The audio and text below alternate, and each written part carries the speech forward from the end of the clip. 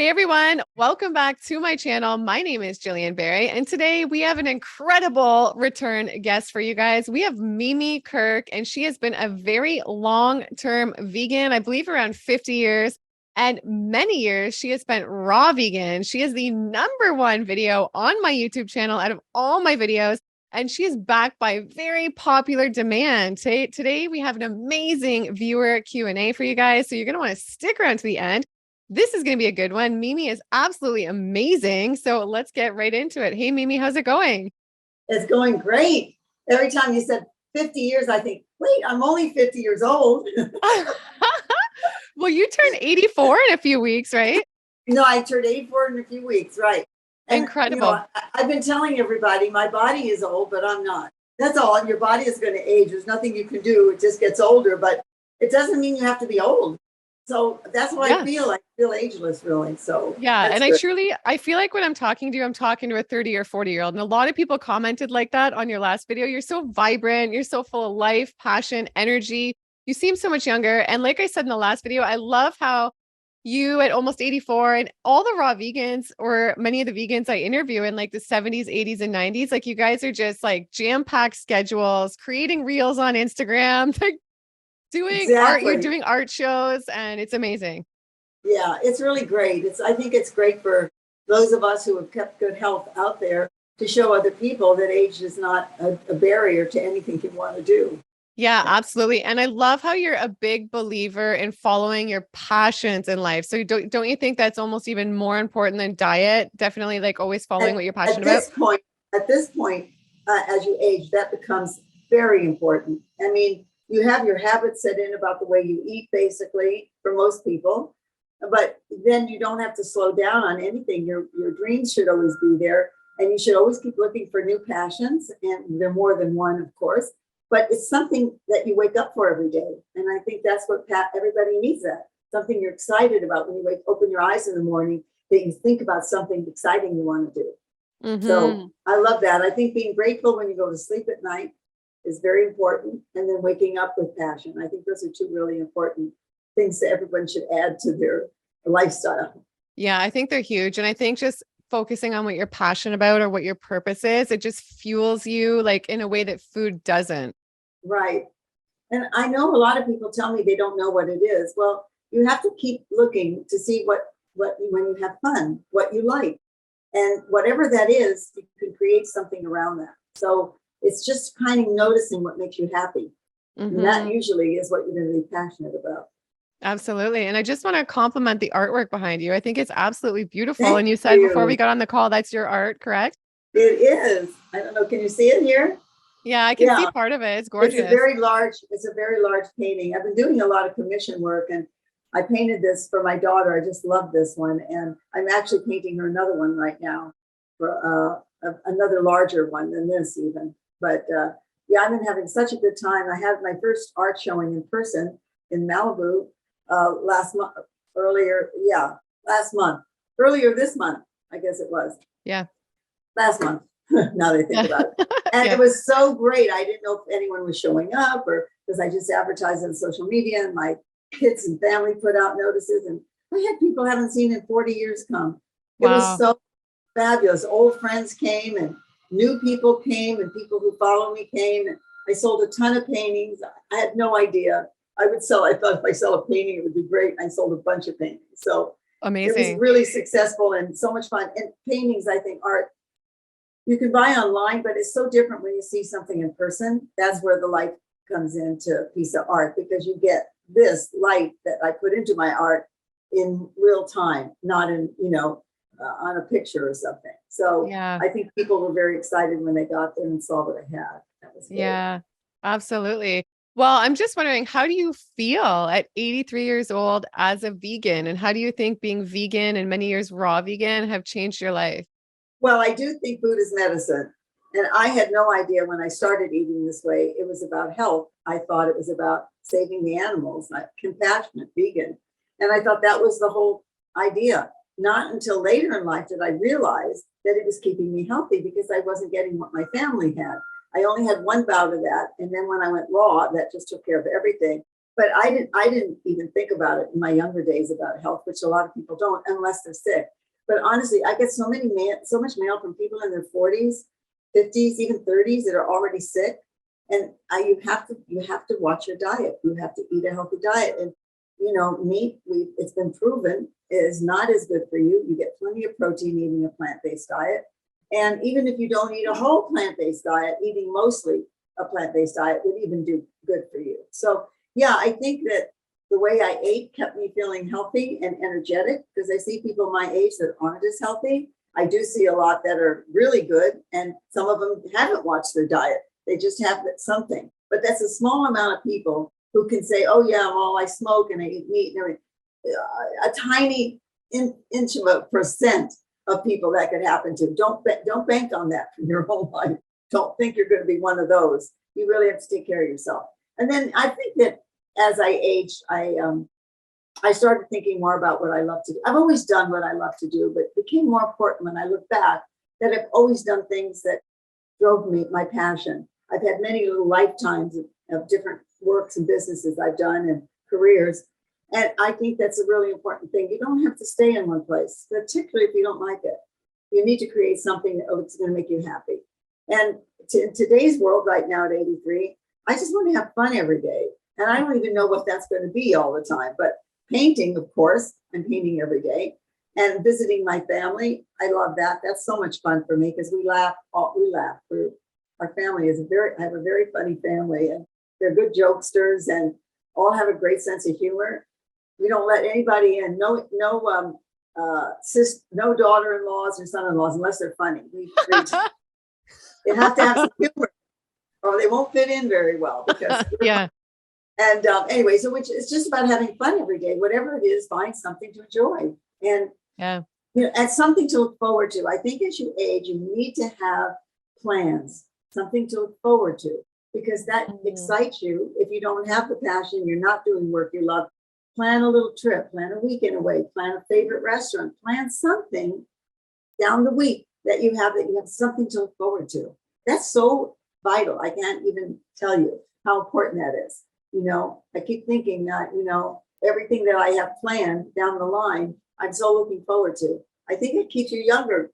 That's what I figured. So true. I think that's such a huge point. I think that's so huge, especially as we get older. Absolutely. 100%. And I'm wondering what you currently eat in a day, because I know it's not all food, but I know food does do so much for us. So I'm wondering what your current daily routine is as far as, well, anything goes and food. Well, first of all, I love salads. I can make so many different salads. We had company. My one daughter visited me last week from Virginia, and we had 2 dinner parties. And I didn't fix all vegan food because the people are not vegan, but I fixed mostly vegan with a few things thrown in for them so they wouldn't feel uncomfortable. Some people don't want to be vegan. But I'm making new salads all the time. I just love salads. I'm always using new greens and new ways to put things together. And as far as being vegan, I might blanch asparagus to put in a salad. I might use some edamame in a salad, different kind of greens. I just keep developing new salads. Honestly, my favorite food. And I like juicing. I used to juice every single day. I don't all the time now, but I still juice almost every day. I think that's very important. The whole idea is to get in your nutrients. And you need, they say 5 or 6 cups of fruits and vegetables daily. That's what you need.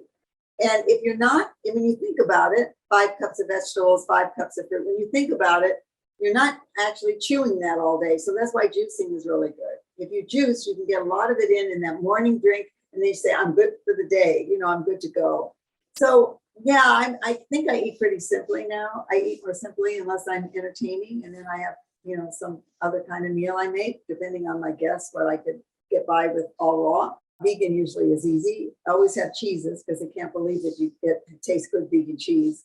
And I always fix amazing vegan desserts. And what I found out after many years of cooking is you can take any recipe, you can Google any recipe and turn it into a vegan recipe. Just anything, whatever you like, look at it. It'll say an egg, it'll say flour, it'll say whatever. You can switch all that up and make it all vegan.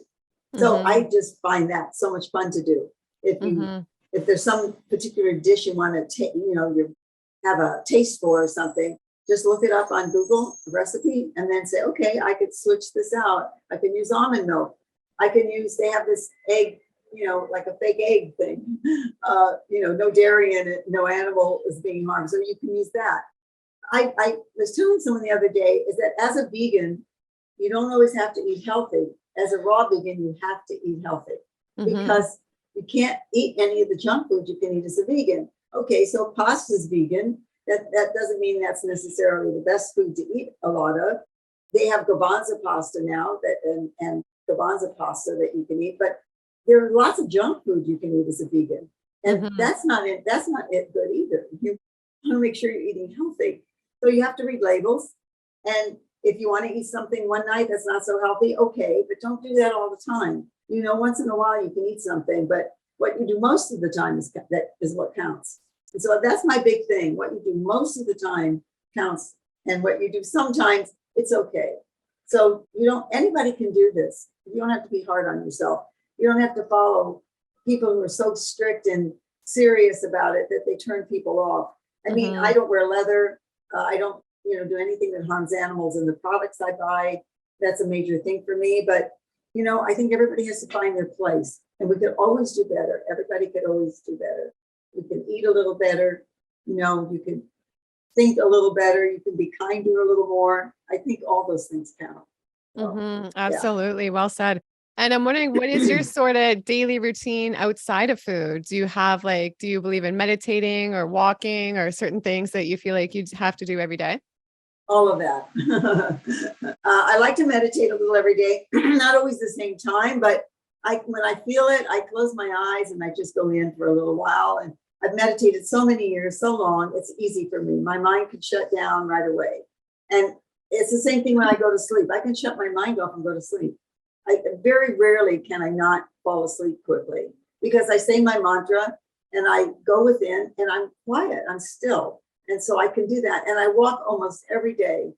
And that's the first thing I do when I get up.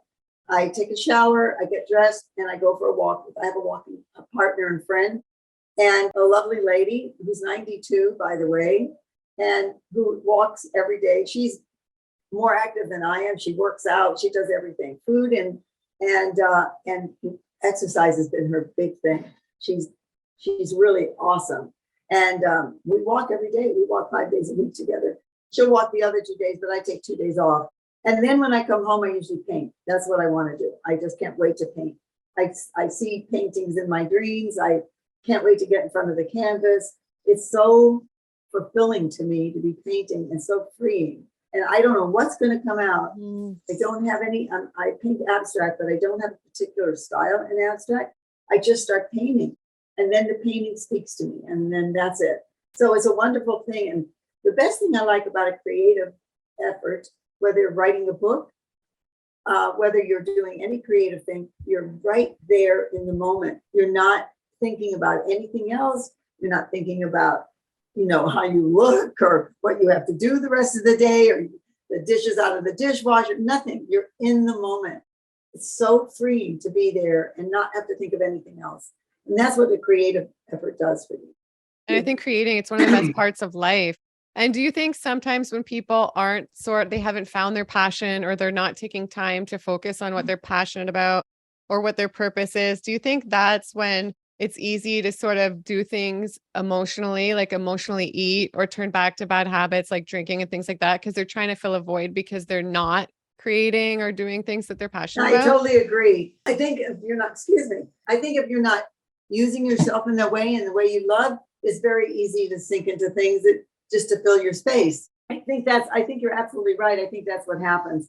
And, I think that thank you so much. I think because of, cheers. Let me take a little drink. Cheers. I think because COVID brought a lot of depression out in people because they didn't know what to do with themselves staying home so much. So I was baking sourdough bread. I had to do something until I perfected it. I was just baking every day, giving bread away. It was just an activity. And I think that's really important to find something that you love to do at home that's not food, something you love to do for yourself. I don't know. A lot of people tell me they think they don't have any passion about everything, but everybody does. Everybody's got a gift, no matter what it is. You know how to give good parties. You're a good, you can console people. You dance, or everybody's got something that they do well. Everybody. You just have to recognize it. And I think all of that comes together when there's self-love, because you don't want to harm yourself if you love yourself. You eat right. You take good care of yourself. You give yourself feedback that you would give other people, good information. Like if your friend asked you something, you'd be able to tell that person that. You'd build their confidence. You've got to do that with yourself. You've got to have self-love. This is going to happen, blinds, whatever. This happens. It just happens. I mean, you could go get work, but that doesn't change how you feel about yourself inside. So you have to learn to really accept and love yourself. And I think that's a major thing. There's so many things. It's not just one thing, as you know. We say food, food, food. Yes, food. Exercise, exercise. The people who do exercise all the time think it's only exercise. People who do food think it's only food, but it's not. It's all those things. It's all those things. It's compassion. It's being kind. It's being nice to people. If you're in a restaurant, the people that work and wait on you or work for you, all of that makes a good life. All of that makes you feel good in here and makes you happy. So it's not just one thing. It's a lot of things. So true. And I get mail from people that tell me all the things that are wrong with them and how it all happened and all of that. I know they're just trying to, tell me that to get some help, but you have to start looking at all the good things that happen, all the positive things that happen in your life. If you spend time on the negative, it's going to take you over. It's just not good. If you say negative things about yourself, they all of a sudden become true. So you have to really support your own self and appreciate and look at yourself in the mirror naked and say, you're great. I love you. You're great. You're such a good person. You look fantastic. Whatever you have to say, you need to do that. So treat yourself as someone you love, like your best friend. Give yourself good information, honest information. I think all those things are really important as you age, or any age, 20, 30, any age. I find more people are concerned. There are a lot of younger people that are concerned, but once people hit in their 30s, they start to get a little more serious about the direction they want their life to go in. And then 40 is another shift, 50 is another shift. Every decade, honestly, it's another shift. And everyone's been different for me. The way I think, the way I feel, the way I look, everything. Every decade is different. Are you loving your 80s? Do you love where you're at? I love it. Amazing. I love it. I just told somebody, I can't think of another age I'd rather be. Because I look at things in such a different way. It's kind of an emotional thing, the way I see things. It's like, just not bothered by stuff. Like we get bothered about when I see people being bothered by such little stuff, I want to say, that's so minute, but not at the time, it's a big thing to them. But somehow when you age, those things you were concerned about doesn't bother you anymore. It's all just part of everything. And I have a new thing, which I love so much, that I just thought of recently. I've been telling my family, when I die, leave my body, I said, no one is to say I died or I left my body or I passed away. Tell them I went to Italy. So Mom went to Italy. We don't know when she's coming back, but that's the new thing now. I'm going to Italy. I told them that's what you tell everybody. She went to Italy.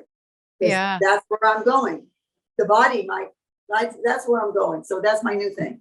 I've instructed my family to just not to say I've left, except for Italy. I love it. That's the joke. And my little 92-year-old friend, she wants to be her ashes in the rose garden at the park.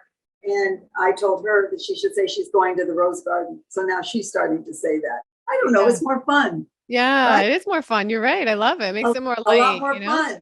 Yeah. Now I say to people, where do you want to go? That's much better, because then you look forward to something. And, life is as long as it is, and that's it. And you do your best all the way. And then you get to go to Italy or the rose garden or wherever you want. That's my new thing. So you see, I try to look at everything positively, because that's all it's about, really. Make yourself feel good. Look at things in a positive light. Yeah. And then you attract more positive things into your life, I feel like, too. Well, I want to ask you, you were saying a few minutes ago with work done. I know that somebody commented on your video and they said, well, Mimi looks amazing. And that's because she's Hollywood too. They were like, I love Mimi, but she's had some work done. But I don't think you have you? No, No. no, can't you see? I I know. mean, I look, but I mean, my family and friends say, "Oh, you look so good," but I see the vast difference in my face change. I didn't know how I was going to age, and I wanted to see it. I want to see who I am. I don't want to get Botox. I've never had Botox or fillers, or no, I've not done anything. No face peels. I've never had anything. I want to see who I am. I've always wanted to see who I am, and I wouldn't know who I am if I had all that stuff done. But I don't. Do I like it? No, I don't. I don't think I look as good. My shape of my face has changed because things have dropped and stuff. I don't, what am I going to care about? I mean, that's not who I am. That's why I say, this is my body. And I want to look good. I'm letting my hair grow out. Everybody sees that. I still have a little blonde at the end, but I'm letting it grow out. I colored it for a long time. And then during COVID, I let a little bit grow and I thought, this is time. I'm in my 80s. Let your hair go. Just let it go. I'm so happy. I love it. Yeah. So happy. Yeah, I look older with my hair gray. You look at a person with gray hair, you think they're older. Even if I was older and had blonde hair, you don't think of that first. You look at the person and then that's it. But now, the funniest thing happened. I took a train into yesterday. I took a train for my son's birthday. And even in my 70s, nobody ever helped me with my bag. Everybody was helping me with my bag. I was standing at the top of the stairs, adjusting my purse on my shoulder, ready to carry my bag down the stairs. And somebody came and said, can I take that bag down for you? And I said, yes. And I was thinking to myself, oh, good. I'm old enough now that they're helping me. No one ever helped me in my 70s. And now I said, this is good. I'm looking older. People are saying, can I put your bag up there? This is so great. I'm having so much fun with it. I think it's hilarious, personally. I think it's fun because I always used to look at people putting people's bags up and taking their bag, and they were younger than me. And people were saying, oh, can I help you? And now that I'm great, they're helping me. So I'm Yeah, enjoy it. That's awesome.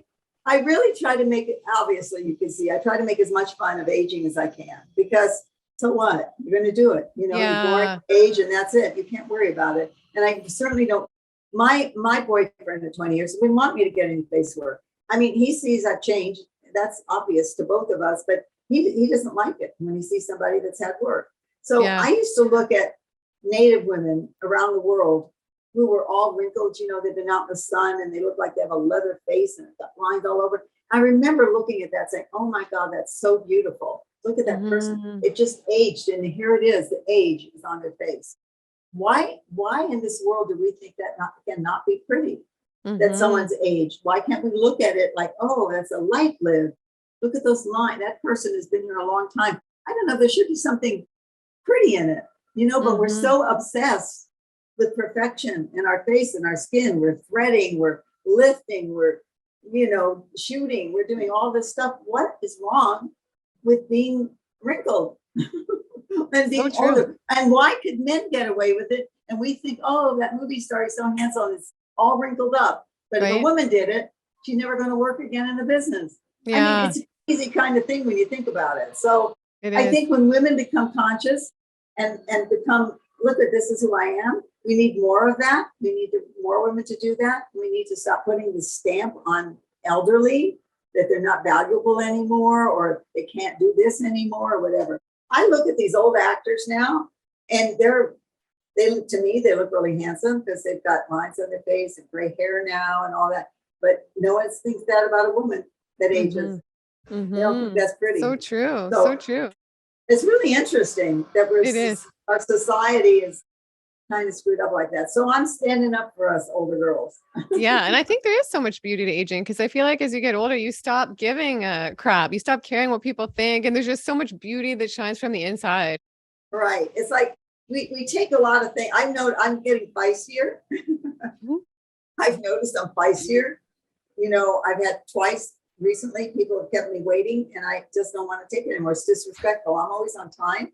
Yeah. And don't do that. I'm a person who likes to be there. I think it's rude to make people wait. I'd rather be 10 minutes early. That's on time to me than to show up 10 minutes late. And recently I had a couple people late and I said, sorry, that's very disrespectful. And that's it, and I'm not doing that anymore. So no, I think you have to respect people. You have to be kind. You have to not take any from anyone, Yeah. You have to be honest about everything as nice as you can. But I think when you get older, you feel that way. Hey, my time is short here. I'm going to do everything I want to do. I'm going to have a good time. And I'm going to make my life fun right to the end. So and that's maybe what I'm doing. what are some of the greatest life lessons you feel like you've learned in your 80s, maybe the last few years? Anything that stands out? Yes, I really think that I love myself more. That's why I say I don't want to take things that don't feel right to me. And I don't want to be around people who don't respect me and who, I want to light up when I see my friends and I want them to feel that about me. So I think that's one really, really important thing. And then I really have learned that the things I used to worry about, I don't mean just care about, but worry about, and I don't worry about them anymore. They don't, I see now that they were minor in the whole scope of life. And to me right now, the most important thing, besides, of course, my family is everything to me, but the most important thing is health. And as long as I stay healthy, I can do all the things I want. If I let my health go or something happens, I'm not going to be able to do everything. And I'll have to figure that out when it comes. And that's the other thing. Life brings many surprises. Some feel good, some don't feel good. But the ones that don't feel good, sometimes are a great lesson for you. So you have to take the best out of every situation, what you consider the good situation or the negative situation. You have to try to find the light in it, because once you do, you actually can shift it. Well, once you can see that something turned out you didn't like, and you see the best in it, all of a sudden, more good things happen. If you see the worst in it, guess what? Worse things happen. I don't know how that works, but everything is energy. So I really believe that that's what happens, that you can shift that energy out there. And it's up to you, not up to anyone else. It's up to you. It's how you see the things that happen to you, how you hold them, up here or down here. And if you can just bring this up here, you're going to have more of that light. That's what I've noticed happening for myself. Wow. So, yeah, that's really good. Beautiful. Well, I'm wondering, you spent many years raw vegan as well. I think it was like 8 or 10, 12, 13 years. 12. Okay. So I was in there somewhere. And I'm wondering, did you notice a big difference in how you felt, like your energy and just overall feeling better on raw vegan versus vegan? Or is it kind of just the same type of thing for you? Not the same. Raw vegan was up here. No kidding. My daughter, who just visited me for a week, she and I went raw vegan about the same time. She said the same thing. She said, I've never felt as good as I did. She's vegan, but she says and she's mostly raw, but she said, I never felt as good as when I was all raw. I felt the same thing. My energy, I honestly feel it kept me looking younger. And I think good cooked food now doesn't digest the same way. I find myself taking digestive enzymes. And I think it's my stomach doesn't digest the cooked food as much. So there's something about raw food. I think it keeps you younger than even just vegan. Vegan's great, but honestly, I think raw food's it. It is more work, no doubt about it. But you pick out dishes, like in my books, I have really good recipes. You pick out the right recipes, and you can see that you can get by with eating a lot of raw food. And I think raw is the best. I would say it's the top, even though I don't eat all raw now. I still think it's the best. But I eat a lot of raw because I eat a lot of salads, and I'll fix myself things that would be my cooking style has turned more raw than anything. Obviously, you have to learn to cook a certain way, and once you get that, it's in it. Just like if you were taught to cook when you were young, that's the way you cook today. And when you learn to cook raw, all of a sudden, that's how you look in your refrigerator. You're fixing all raw foods. Yeah. You're just warming something, maybe a soup for a very light bit for, in the cold weather. But I don't know. And I think raw food tastes so good. Yeah. The flavor without anything. It's just, to bite into a red pepper or a crunchy carrot or cold celery. I don't know. The flavor is so good. It really is. Yeah, I think starting out with just a little bit of raw and then moving as much as you can do, I think it's really, really healthy. And I would recommend it for anybody who's sick. If you have anything, a disease of any kind, I really feel raw food helps that. So if I did have a disease, I would probably stay all raw. I don't have anything, but yeah, I would eat all raw if I had any disease, because like I say, you can't eat junk food. When you think about raw food, you're going to eat everything that's healthy. Yeah, 100%. And what do you think about when people do fruitarian? Do you think people can thrive long-term on eating only fruit? Well, I know people who are fruitarians who eat just fruit, and I don't really know the answer to that because it's a lot of sugar, and I know your body processes it, but I think we need vegetables too. I do think we need both.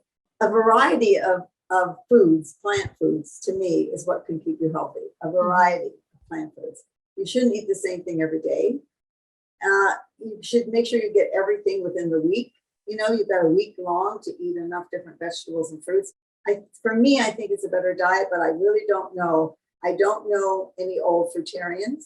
I know a lot of young people who, eat a lot of bananas every day, or they'll just eat mono fruit. They'll eat a bunch of oranges. They'll eat, 10 mangoes or something. So I don't really know about that food diet, but some people say it really works for them, but I don't know about long term. Yeah, I like the greens, but I don't know about long term. Yeah. And do you think the greens, dark leafy greens to me are good. I like to have the greens too, and to have the mix and the variety, like you were saying. Yeah. And do you think people can still thrive and live healthy lives if they include animal products in moderation, if they're eating like a healthy diet and a lot of plant foods, but they want to include some animal products? I think so. I think for people who feel they need it, they should, but it's addictive in a way. And I think that people are addicted to meat, and I know a lot of pescatarians. They eat a fish every once in a while.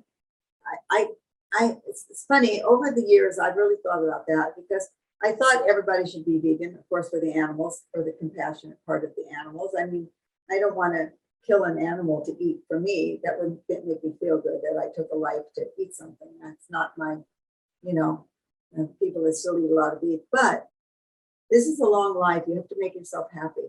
You have to figure out what works for you. Nobody is the same. You don't have to make an excuse. I need my doctor said I need protein, so I have to eat meat. If you like it and you want it, eat it. You don't have to give it a reason why. Just enjoy yourself. If you want to have a hamburger once in a while, of course, we don't really need those anymore because we have enough things we can do to make it taste like meat if you want that. But if you want a piece of meat, or you want chicken or fish, or just have it. I just don't advise that you eat that way every day, but I don't think it's going to affect your health if you have it once in a while. I really don't. I think if you're a big, bacon eater and meat eater and cheese eater, I think that would not, I don't think you should do that, because I think that dairy is really not good for you. And I think that the way most animals are raised, it's not good for you. They're not, unless you're buying really grass-fed, particular kind of beef. If you are going to have it, get the best. Now, the people who live to be over 100 years old, from the Blue Zone book, they do eat a small amount. They don't eat like we do. If you order a steak out, it's this big on your plate, it's this giant thing on your plate. And I don't think that's good for you. They eat like a little card deck, a little bit of it when they have it, but mostly they eat plants. There was one man who was 103, and he said, I tried eating meat. I grew up eating plants. We grow things. I tried eating meat. I didn't like it at all. Then I tried fish. I didn't like that either. So he said, I don't eat either of them because I don't like them. I'm not used to eating them. And I only eat plant food. So a lot of people in their hundreds eat plant food, and very little of anything else. Now, one thing they all eat are beans, which is really interesting. They put it in their soup. They just eat it as a side dish, cooked beans. And beans are really big for people who are older who eat protein. And I do eat beans now. That's one thing I've included in my diet, because all those people over 100 said beans are their major thing. And soups are really healthy because it's got all the vegetables in it. And even if you're cooking it, all the nutrients are in the broth. And so even though you might lose some nutrients from cooking, you can still do really well by eating like that. But everybody's got to find their own place. Experiment. See what really makes you feel good. Go on a week of just raw food, and then go on a week where you include some cooked food, and try some meat. Try things. Experiment with yourself, and pay attention when you eat it and see what works for your body. So I think everybody has to say they're different. I think now, except for most people that I talk to, there are some people who say they can't eat raw food. It gives them cramps, they get gas, whatever. I don't know, their digestion may not be good, but most people I know that cured themselves from things have been eating a raw food diet. And it got me out of high blood pressure and high cholesterol. So I think it's a really good way to eat. But if you don't do all raw, do raw vegan, and do vegan and raw. That's would be my suggestion. And if you And have to add, do you check your blood work or no? yes, every year, just every Amazing. year. That's all. Every September, I get a blood test to see if everything is right. Amazing. And I've been low. And I take vitamin D now. I take capsules. I take vitamin D, and I was taking a B, but I don't anymore. That seems to be fine. If it's fine, I don't take anything. But most people need D. I only take it 3 times a week, but I think that's important. And then I'll take vitamin C sometimes during the nasty weather. And I'll take vitamin C then. And sometimes I take a biotin or something like that, but not much. I take magnesium tablets. I do that. So I do take a few supplements, but not many. Most of my stuff is through food. And And I say I eat a piece of chocolate every day. You do, yeah. Raw cacao or regular? Cacao, high antioxidant. Yeah. I make chocolate things. I'll make a chocolate, I make a chia pudding with chocolate pudding on the bottom, and then put some seeds on top of it. So I love chocolate. That's my thing. Well, I'm wondering, around 50 years vegan and 12 years raw vegan, I think it can be hard because not many people still eat this way. A lot of people still aren't vegan in society, especially raw vegan. So for me as a raw vegan, I would say the hardest part is that nobody around me is raw vegan at all. So sometimes it makes me feel a little bit disconnected when it comes to real life. I have a lot of connections online. But how have you, I know that can be a common complaint for a lot of people too. How have you navigated that, especially over 50 years? Because when you first went vegan, I'm sure a lot of people were not vegan at all. They didn't even know what it was. That's the funny thing. Like in 1970s, probably when I started it, and I told my family we weren't going to eat meat because the animals, we were just called the hippie family, because their friends would come over and I'd have all these vegetables, avocado. I even had artichokes there. And they'd say, "What is that?" And then my kids would tell me when they went to their friend's house, it was all cereal in the cupboard. And so, they grew up with a whole different thing about food, and they very much love all the fresh foods. And even now, the ones who aren't vegan eat mostly like they love plant-based foods and, healthy. They eat healthy, cooked from scratch kind of food. It's not always easy, especially under your own roof. If you're having to cook for somebody else who doesn't want to eat all raw vegan, I always say you have to fix your meal first, have it there. Once you start eating raw vegan, you really like it. But then when you're cooking for someone else, you go, "Oh, I don't want to bother cooking for myself because I just finished his meal or the kids' meal, and now I have to fix something for myself." And I find that if you fix it for yourself first and your food's sitting there, you will not crave the food you're cooking for them. Just so you know, your food's right there, but you've got to do yours first. That's my thing. And I didn't really pay much attention when I was out. I go to a restaurant and say, "Hold the chicken, put on avocado." I mean, I ate kind of normal food when I went out, because you could always find a salad somewhere. I just gave them a little instructions of what to change or what to do. Nobody even noticed or said anything. I didn't make them uncomfortable. They didn't make me uncomfortable. Everyone that knew if I went over their house that I don't eat meat, I'd say I don't eat meat or dairy. And, that was the thing I thought was most important. But honestly, I didn't have a hard time with it. I know a lot of people do. And I have a lot of people that write me just like you. They don't know anybody in their neighborhood or friend or anything who's a raw vegan. And then all of a sudden there started to be raw vegan potlucks around. So things were changing. And right now, you can go to the market and buy raw food. You can buy raw vegan food in the market everywhere. There's chips, there's candy, there's cheese everywhere. Trader Joe's has vegan cheese, non-dairy cheese. It's become very popular. So in this day and age, I think it's easy to do. When I started, it wasn't as easy, but now I think it's so easy.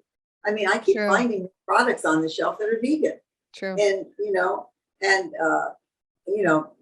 even raw vegan is a section that's got the seeds and all that. There's even raw vegan food out there. So it's so much easier today to do it than it was before. And people understand it. I traveled before COVID. I was traveling all over the world. There were raw restaurants. There were vegan restaurants. When I went into a restaurant that wasn't, I'd say, I don't eat any meat or anything. What do you think's the best thing on the menu? "Oh, you're a vegan." People knew what it was. It wasn't like they said, "Oh, well, we have a salad with chicken on it." That's what they used to say, and that they thought that was vegan because it didn't have meat or something. But now I don't think it's a problem anywhere. And don't make it a problem. Make it easy. Let's say you go out with a group of people, just order a salad and put avocado on it. So you have a little bit of that. Or tell them, you look what vegetables they have on the menu. and says, I'll have that and maybe a baked potato if you want.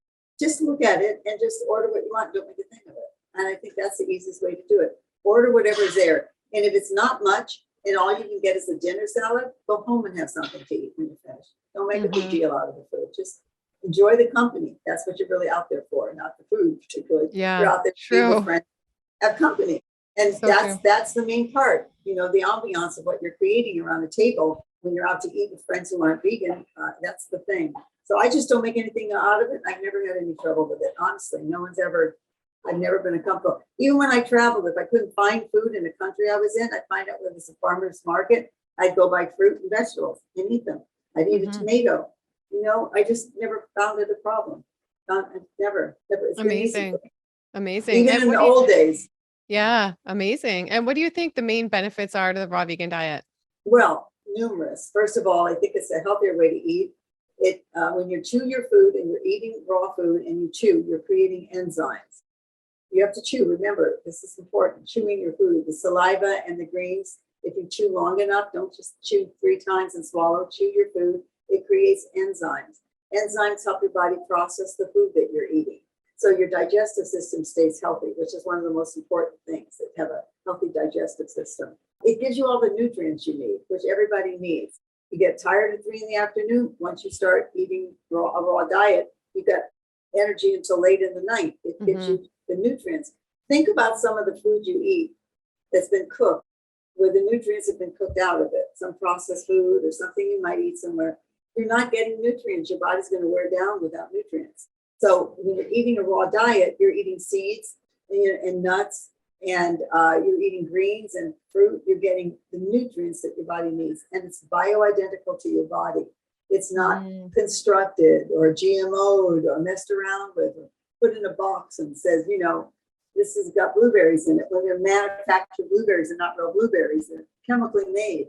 Fortified vitamins do nothing for you in a box of cereal. They turn to fat. It's fortified. It doesn't, your body can't absorb it.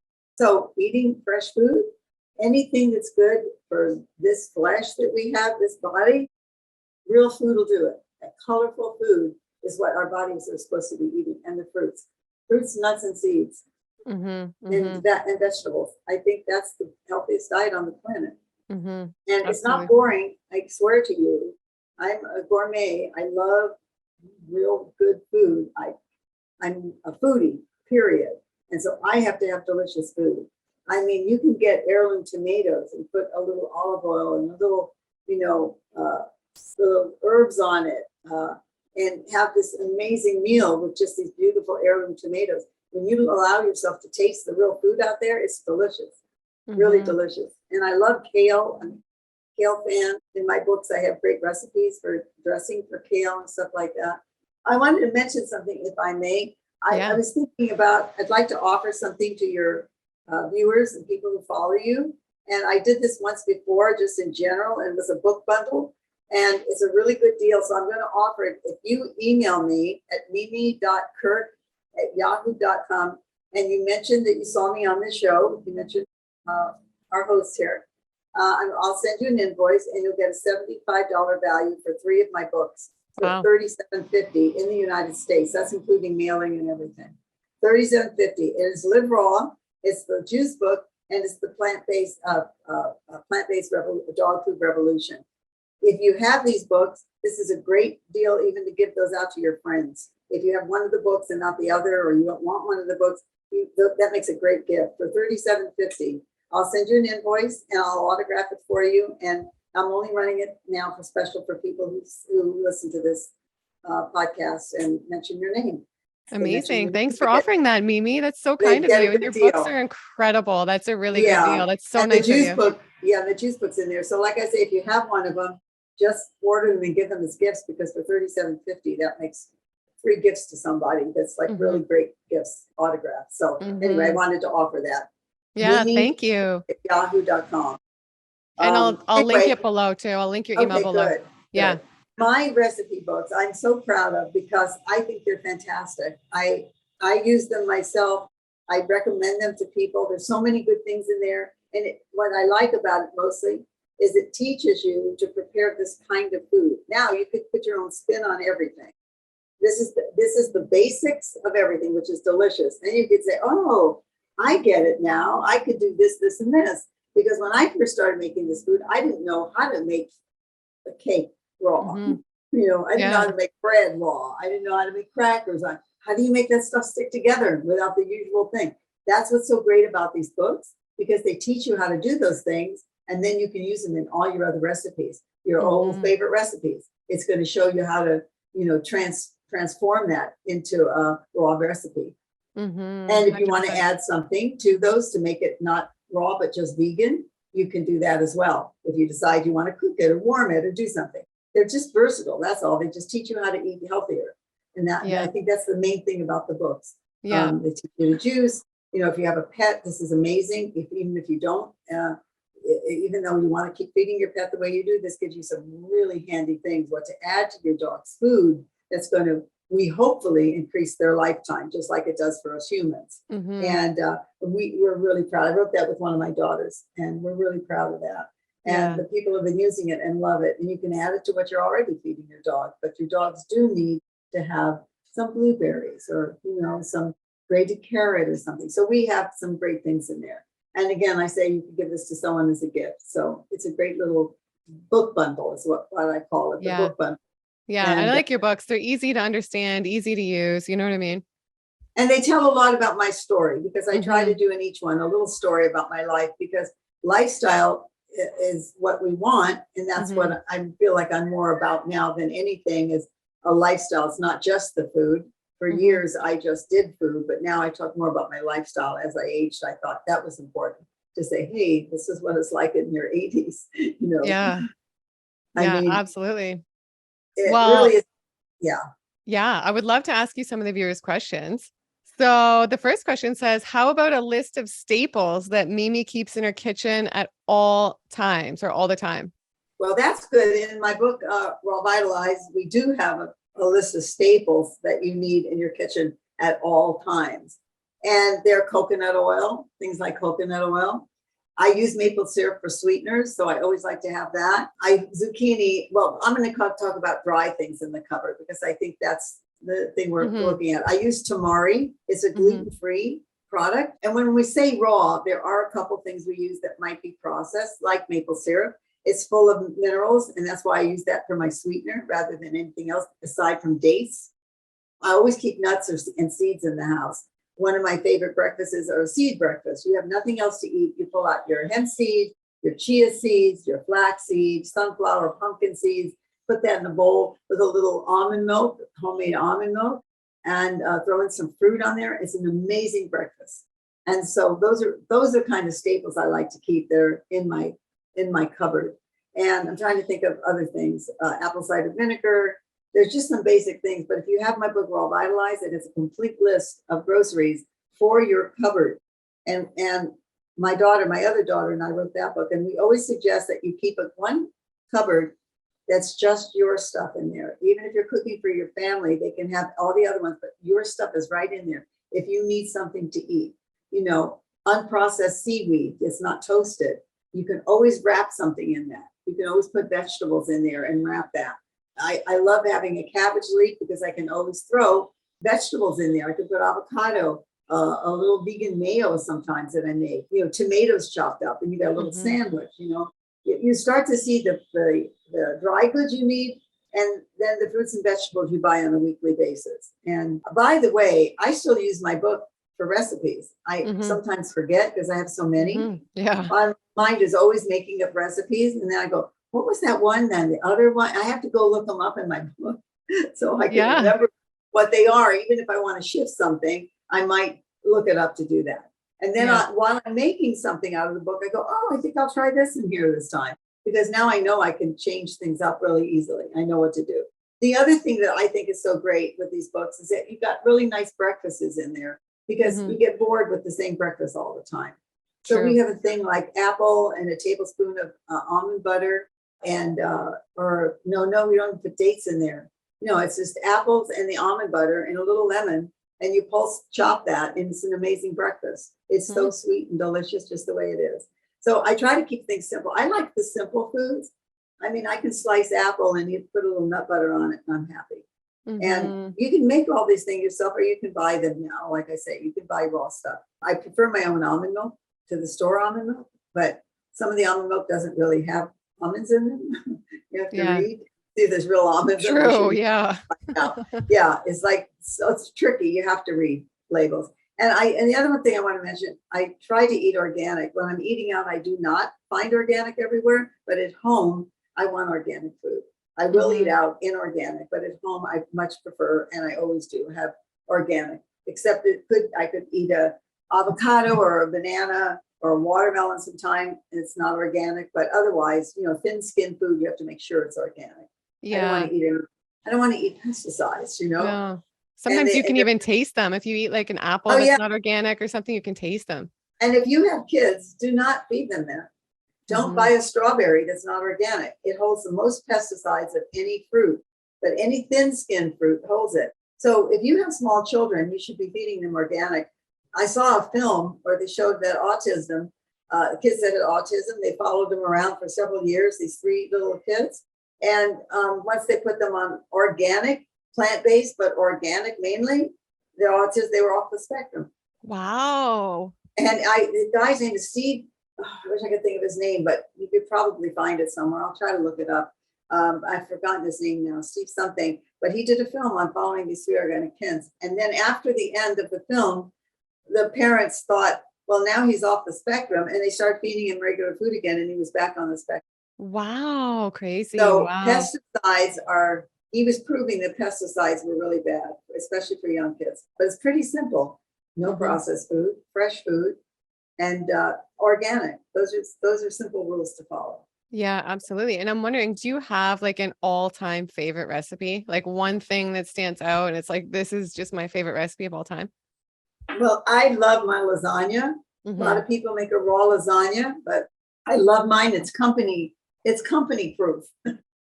I've served it to gourmet people who eat in the best restaurants and everything. It's made with zucchini, and it has a layer of mushrooms and olives, and it has a layer of a red sauce that I make, and the red sauce has red peppers in it and stuff, sweet red peppers.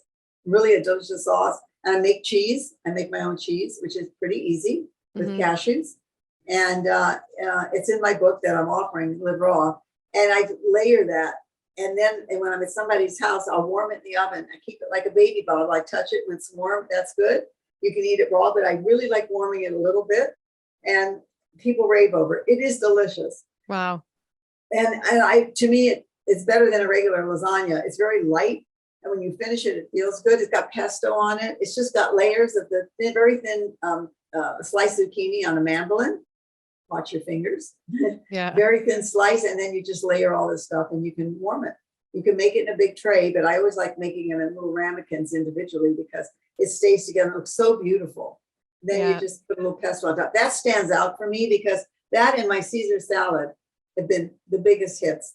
I get a huge amount of compliments. People say they still make that all the time. My Caesar salad's great, a vegan Caesar salad. So those are things that stand out. But honestly, I can go on because I have a lot of favorites of the food I've made in my recipe booklets. And I still make them exactly the same way because so many of them I think are just perfect the way they are. Yeah, and it sounds like the Caesar and the lasagna would go nice together. They do. That's why I mentioned that. That's a good dish. Everybody likes. You can serve that for company. Yeah. You can a key lime pie. You can make a chocolate pie. You can make so many delicious desserts that are raw. That's what I love. I think that's just, I make protein bars that are real protein bars. There's no junk in them. And I keep them in the freezer. And, my boyfriend can grab one if he feels hungry and we're in between eating or something. But I just think you could fix everything you like. Like, what's your favorite food? Pizza, you can make that raw. You like Mexican food? You can make that. Or you can make that vegan. Either way, very easy. And do you guys have raw food restaurants in California? You must, right? A lot. Yeah. Wow. Amazing. Yeah. A lot of places, there'll be a vegan restaurant and they serve raw food, but we have raw food restaurants. Yeah. Amazing. I was in Prague and there was a raw food restaurant. Wow. I did a raw food festival in Prague. And then they had 2 restaurants that were raw food restaurants in Prague. Wow. I mean, I was really surprised. But there's so many places I go. There's a raw food restaurant in Spain, in Mallorca, Spain, where I live. Somebody has one place, it's called Vegan and Raw, and they serve raw food there. So wow. Yeah, it's easy to find. But again, There's always a salad and an avocado. Can't go True. wrong. Sliced tomato, Exactly. avocado. I can eat red onion, tomato, avocado with a good olive oil on it, a little salt and pepper. That's a meal for me. Can you fix Yeah. that in the kitchen? Yeah. I've asked, and really, when there's a chef in the kitchen, and I say, can you just fix me a bunch of platter of just all the raw vegetables you have with a little maybe olive oil dipping sauce or something really light, olive oil and vinegar or vinaigrette dipping sauce, and out Yeah. comes a platter of beautiful food. So, like I say, I've never had a problem. And then people go, "Oh, I should have ordered that." It's Yeah. like, Yeah. yeah, you should Exactly. have. You should have, but Yeah. this has to be mine. But no, you can have some. But no, I've had that happen so many times. They go, look at my food. So yeah. And then every once in a while, you need a splurge. You want some wine, you want some coffee. You can have that. Just be moderate in those things. Mm-hmm. There's certain things you can have, just be moderate in them. Yeah. And you're welcome to enjoy. You shouldn't stop yourself from having that. Don't feel like if you feel like people say, don't you miss this or don't you feel bad? Well, if I did, I would eat that, but I don't need it. Something happens that you feel satiated with that other food. When I eat more cooked food, I'm not as satiated. I can still finish a meal and be hungry, but when I eat raw food, I'm done. I'm satisfied the rest of the day. It's very satisfying when you're eating that food. I don't even know how to explain it. You have to let your own body tell you. But if you wake up in the morning and you have a juice and you feel great, it helped energize you. You used to think it was your cup of coffee, but now you've got this juice that feeds you. Then all of a sudden lunch comes around and you think, well, that felt good. I'm going to eat a salad now. So, because that I'll still stay healthy. Then maybe when you go home, you eat something cooked. I think that's really a good way. You keep half the day raw and eat a cooked meal. I think that's a very good plan for a lot of people starting out. And like I say, if you're sick, that's a good way to start moving in that direction. If you have any disease. And, diseases come and they also go. So you can't get rid of some things not, but you can still keep them under control by eating a healthy diet. And the main thing is don't get discouraged if something happens. Just find a solution. Everything has a solution. Just look for the solution in things that you don't like the way they are. Find an answer. So look at it as a challenge. A challenge, that means that you can find a solution to it. So I recommend that way of thinking. Yeah. Great point. Well, the next question, Elena said she wants to know, is there a strategy to start incorporating more and more raw foods gradually? Well, that is the strategy, is, slowly incorporate more raw food. That's the strategy. Look at the recipe book, pick out one thing you like. Make that 1 week, make it the next week. Make it until it becomes a regular that you like it and that you know how to make it easily. It could be something that you fix every week. Maybe the next week you pick out another recipe. Take your time. I did it overnight because I felt I wanted to get my blood pressure and cholesterol under control. Yeah. So I just went raw. I went cold raw, and that was it. But you can go slowly. It's good to do that sometimes. For certain people, it's the best way to go. But learn to pick out something that you like, replace it, that one cooked meal with a raw meal, and then maybe 2 a week you do it that way. Maybe a lunch and one day and a dinner the next day or something. So yeah, that's the strategy. Take your time if you need to do that. And I find when you go all raw, sometimes it's almost easier to go cold turkey than to eat in between, because then you start craving for food once you're eating raw. I mean, let's say you go for raw for a week. Try that. See how that works. Yeah, absolutely. Absolutely. That would be the strategy. Yeah. The next question, they said they would like to know what your daily exercise is. Well, we talked about that, and they'd like to know what meals you have on your weekly rotation. Well, I don't plan things very well for my food. I eat when I'm hungry and I eat what I want for the day. So I have to be careful when I shop, not to over shop, but I try to buy all the things that I know I'm going to eat, and then I'll put it together when I'm in the mood for it. Like I always buy because when I go to the market, I always buy different greens. I love all the greens, and I'm going to make different salads with that. Sometimes it'll be arugula. Sometimes it'll be kale and arugula, or it'll be romaine or something. And then I buy all the vegetables.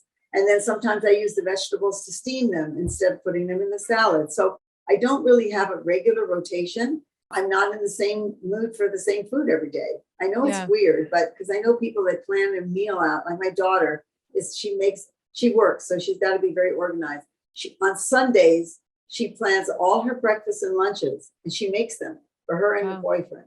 She'll have salad in a jar, which is one of our recipes. She'll fix all the breakfasts, the mango mousse, the apple sunrise, the chia seed.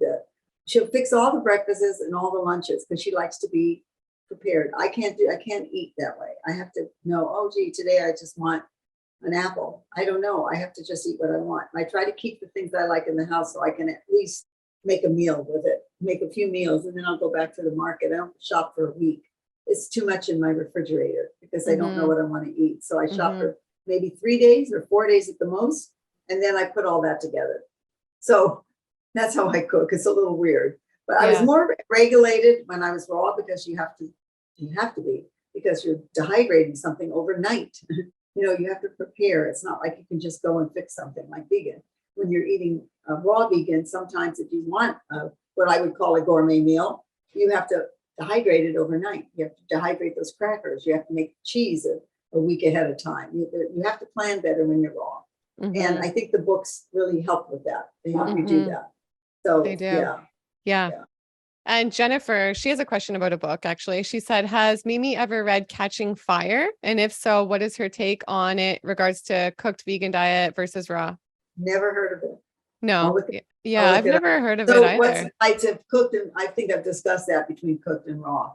I mean, cooked food is good. You cook sweet potato, an artichoke, something that, you can eat both of those raw, but something that you're used to eating cooked, that's good. I think that's fine to eat that. I just think you have to eat enough raw food during the day. You can eat a cooked meal, but enough raw food. And, steaming vegetables, serving vegetables, like my boyfriend likes steamed vegetables and brown rice. That's something he likes. I fix that for him. I'll fix some stir fry, a vegetable stir fry sometimes. So that's all cooked, but it's vegetables. There's those kind of things you can fix that's healthy. Yeah, I try to keep it as healthy as possible, but and not get processed food. I'm not a fan of processed food. I think that's what you should stay. Yeah, the next question was actually about processed food. I think you're psychic. You keep leading into the next question. The next question said, does Mimi recommend being 100% raw? And you did talk about how you think raw is better. And they said, as a new raw vegan, I am floored by how addictive and overstimulating processed and cooked foods are. I feel as if I may never be able to eat cooked foods again without the addictive, crazy feeling. So would you say you agree with that? Yeah. Yes, I do. And that's why I say you can move slowly or quickly. If you move quickly into raw food, you do it for a week, then you eat that other food and it's like, oh my God. But if you're eating at the same time you're transitioning, it is harder. It's addictive because they want it to be addictive. Honestly, I saw a show on 60 Minutes where they were saying that they make food so it's addictive. They admitted to it. Wow. And that Morley Safer was the host, and he said, "Are you saying that you make this food addictive so they eat more?" And the guy said, "Yes."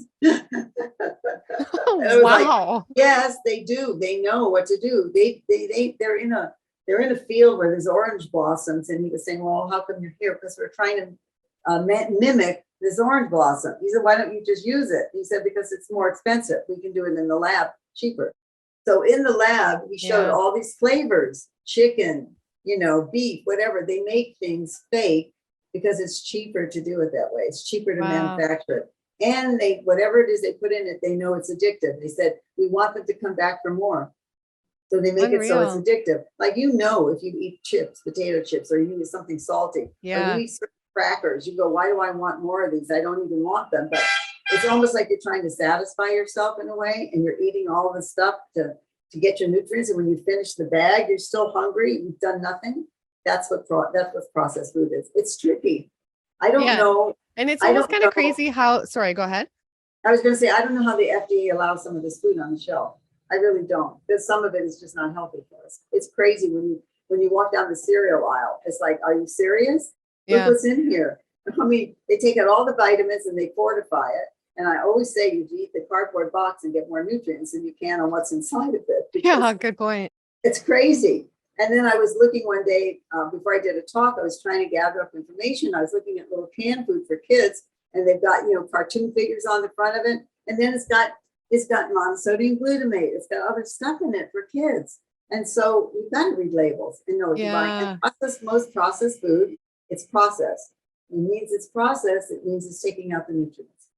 And if that's what you think is going to be a good diet for you, you could end up having some illnesses later in life. So I think eating healthy, real raw foods, even though you steam them or cook them some way, is much healthier than eating something in a box. Yeah. That's my feeling about processed foods. And I just think it's kind of crazy that our bodies can be addicted to these things that are so bad for us. It's funny we can get addicted to things that are just so bad for us. You think our body would be built to just reject it, not even want it. You know, it's funny we crave these things. The scientists have made it so your body wants it. Mm-hmm. They created that food.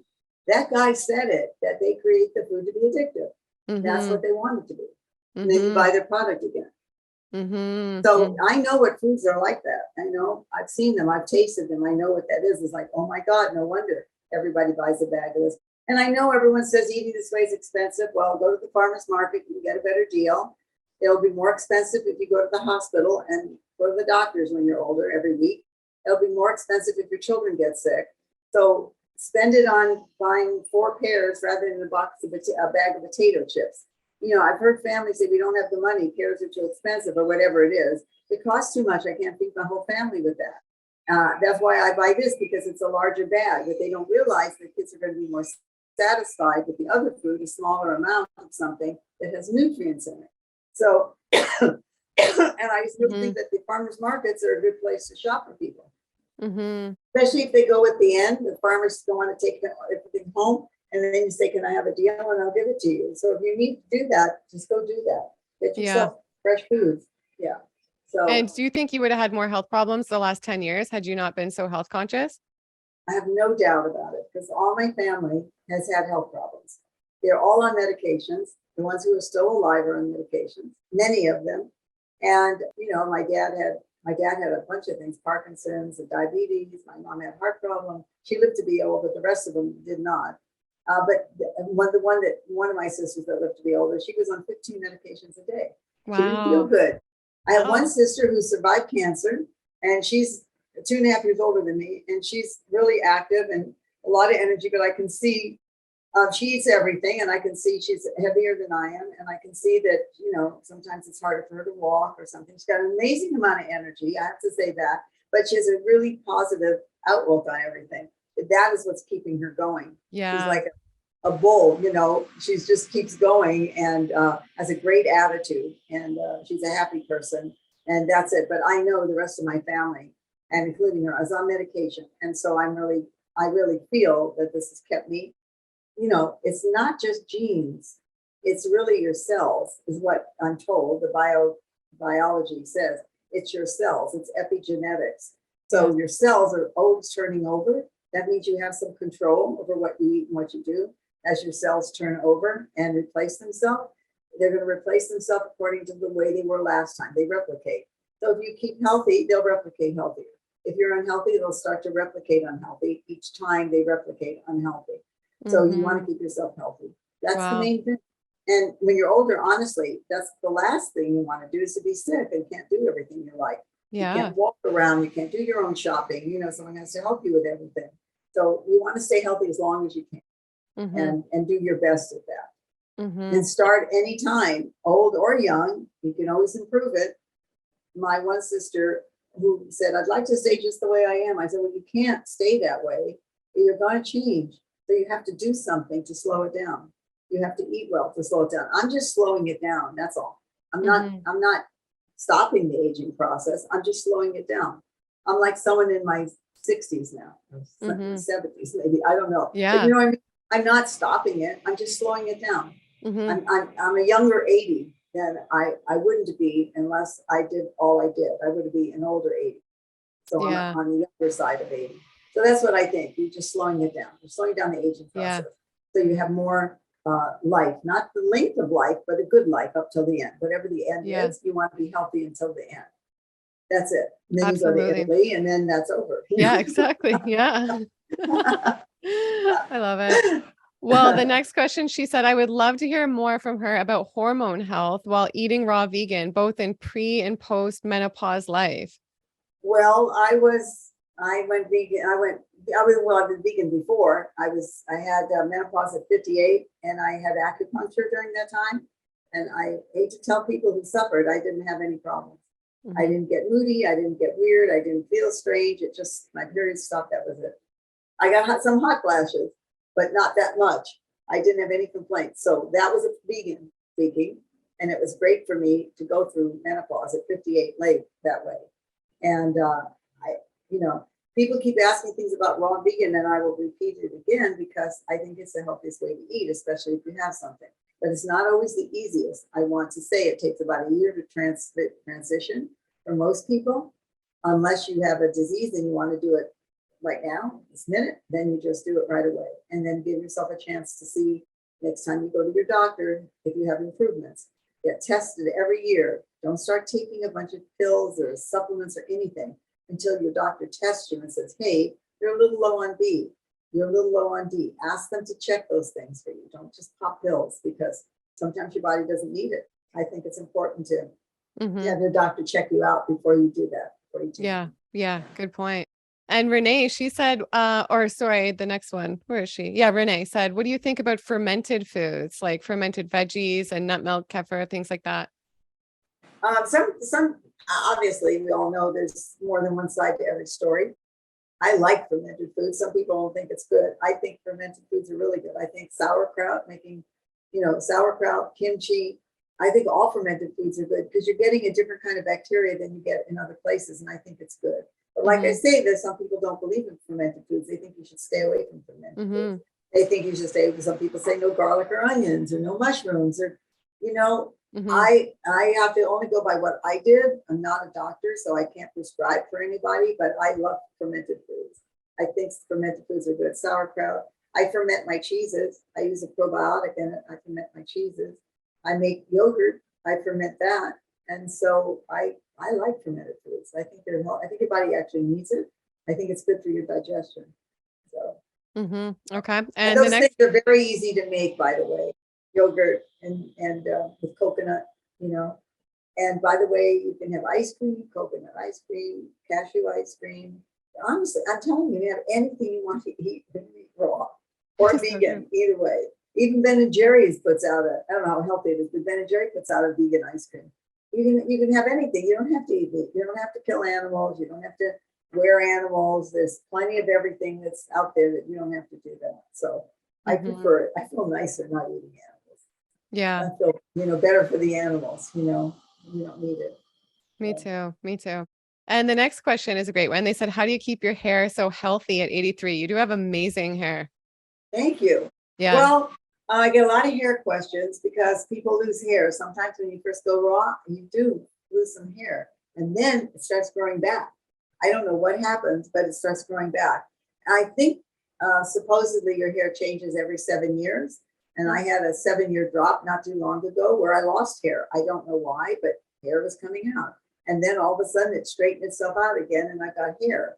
So I don't know what to say. I massage my scalp. A little trick I learned is that when you brush your hair, and I know I like to do this with my hair in the morning, just kind of, that's it, kind of look. But you need to brush your hair. What you do is you rub your scalp with a round brush and then you comb all that oil on your scalp through the ends of your hair. And you do that every day, every other day at least, and you do it all over. And you take that oil, your natural oil, into the ends of your hair. And you'll find that when you wash your hair the next time, and as your hair goes on that week, you'll see that your hair is in much better shape. And I wash my hair a week and a half. I don't wash my hair every day like a lot of people do. I do this brushing thing and take the oils down, and the natural oils get in my hair, and it's made my hair really nice. It's taken out the frizz during the bad weather, and it's kind of messy now because I just came back from my walk and I haven't brushed it yet. But no, my hair is doing really well. My nails are really strong. I just clip them all down and then they're back again in like a week, So I must be doing well. I don't take any calcium. I've never taken any bioidentical hormones. I have no estrogen in my body. I don't know what that is, but I have none, I'm told. And I don't do anything. And I've always had a little osteopenia, but I walk. And I think if you're doing all of those healthy things, you don't need to go on all the drugs. You can still live a long, healthy life without it. And I'm not, again, I want to say, I am not a doctor. So I don't know, but I don't always believe doctors. I went to a holistic doctor and I said, they want to put me on bioidentical hormones. I don't want them. She said, no, don't bother. Not at your age. Don't do it. Don't start now. I never took anything during that time.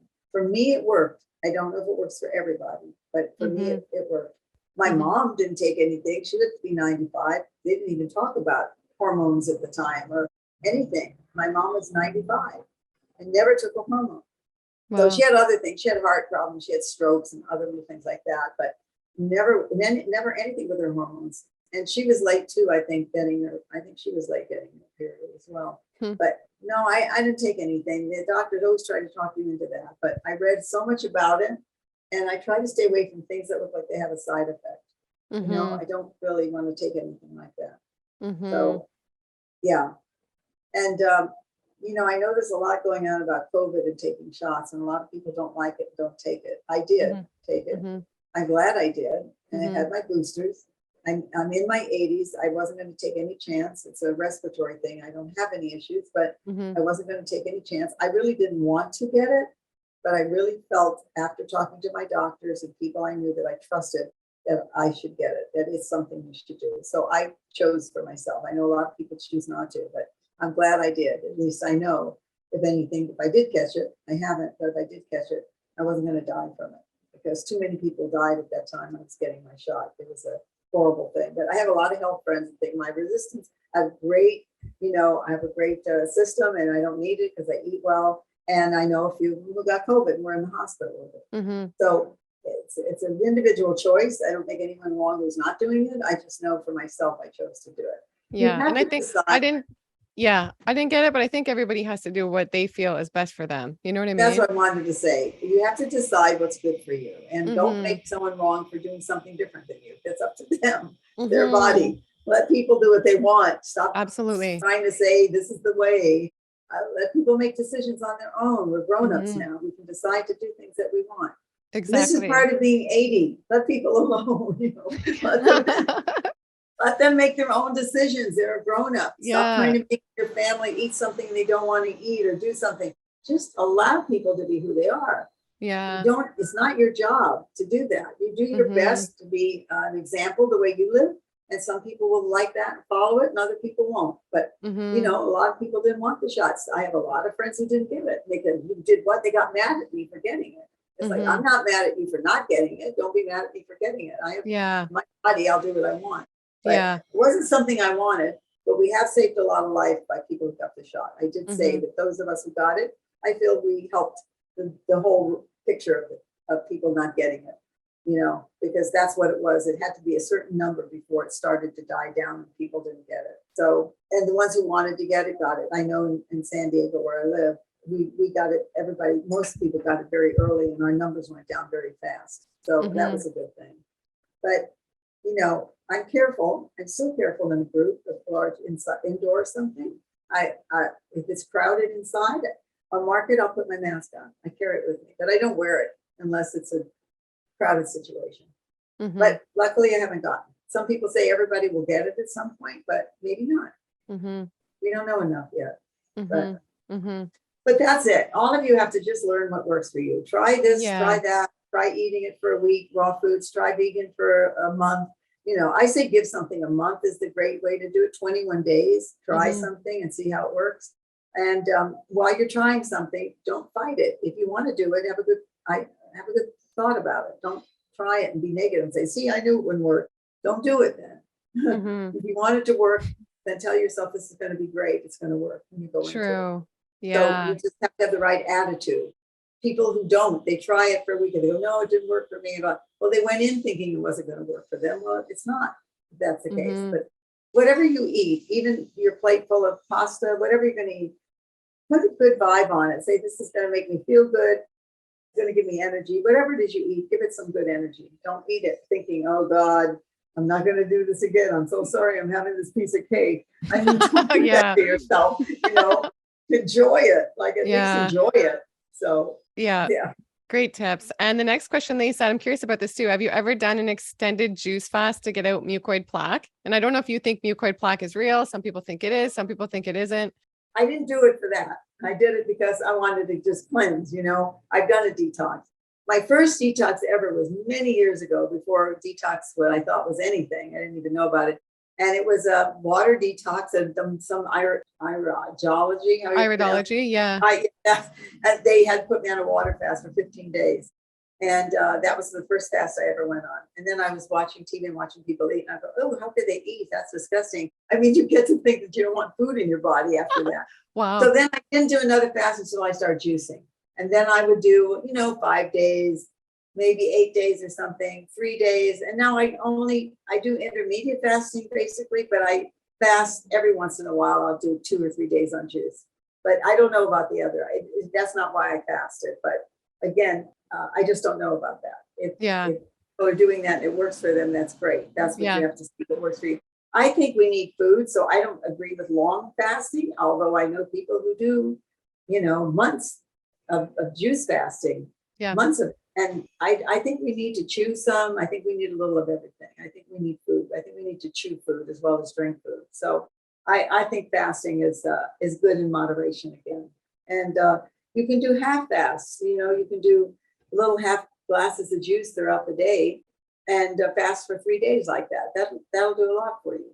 Just that alone will do a lot for you. But the intermittent fasting means you eat very early and you don't eat until later the next morning. So you've got 10 hours in between or whatever you can in between the eating, and your body repairs itself. It likes not to have food for that length of time. So let's say you don't eat past 5 o'clock and then you eat breakfast, at 10 or whatever it is. You've given yourself a good fast time. That's very healthy, intermittent fasting. I think that's a good thing. Huge benefits. I was doing it for a while there where I was stopping eating at 3 o'clock and I wouldn't eat till the next day. I felt incredible. But even that's now, really good. Yeah. I stop around right now. I'm stop eating usually at latest 6 o'clock. I try to stop eating around 5 or 6. You feel so much better. Me too. Because your food takes a long time to digest, especially cooked food. So I try to stop. I don't eat the same time as my boyfriend. He likes to eat later a lot of times. And I just say I have to eat now because I don't want to eat late. I don't like to eat late. I go to bed with food that's digested in my stomach. And and then I don't eat until I get back from my walk, which is about 11. So 10:30, 11. And that would be my first meal of the day. So I like intermittent fasting. I think it feels right to me. Again, and maybe the thing you're doing now doesn't work for you.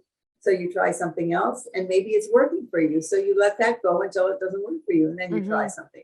It's not always going to be the same. Don't think what you're eating now is going to be the rest of your life. You're going to change dozens of times. You stay within the same scope of thing, but you change a lot of things. Don't be stuck. Don't be stuck. Yeah. And don't be fanatic. That's the thing. Be healthy and be, what do I want to say? Be disciplined in what you do. And then you allow yourself to change when you need to change. Be disciplined and don't worry about anybody else. Stop worrying about what your partner's eating. Stop worrying about what anybody else is eating. You've already told them 100 times. And they don't want to do it. They're not going to do it. They know it, right? They know it. They know it. Any of you listening, they know it. You've already told them, let it go. Just do your own thing. There's a lot more influence when you're just doing your own thing and you let them move in their own way. And sometimes they don't change and there's nothing you can do about it. True. So don't worry about them. This is their trip and you've got yours to take care of. And that's what you should focus on, your own situation. Absolutely. Well, the next question is about coffee. They said, I am vegan and I'm now trying raw vegan and I really think it's the way to go, but I love coffee. And I heard Mimi say she got rid of coffee, etc. Dr. Michael Greger says very positive things about coffee, like antioxidants, etc. Can you tell us, Mimi, why your opinion is not favorable? Thank you. I'm a huge fan. I think coffee's fine. It's not for me because it does affect your adrenals. And I know I'm speeded up if I have a cup of coffee. By the way, I love coffee when I'm in Italy, not when I go to Italy. Now, in Italy on vacation. Vacation, I always have coffee. I always drink an espresso or something. I do it then. And I am not sleeping at night. It keeps that chocolate antioxidant and that stuff doesn't bother me from sleeping, but the coffee does. It does boost me up. I don't think it's a bad thing to have. Again, in moderation, if you have a cup of coffee every morning, that's okay.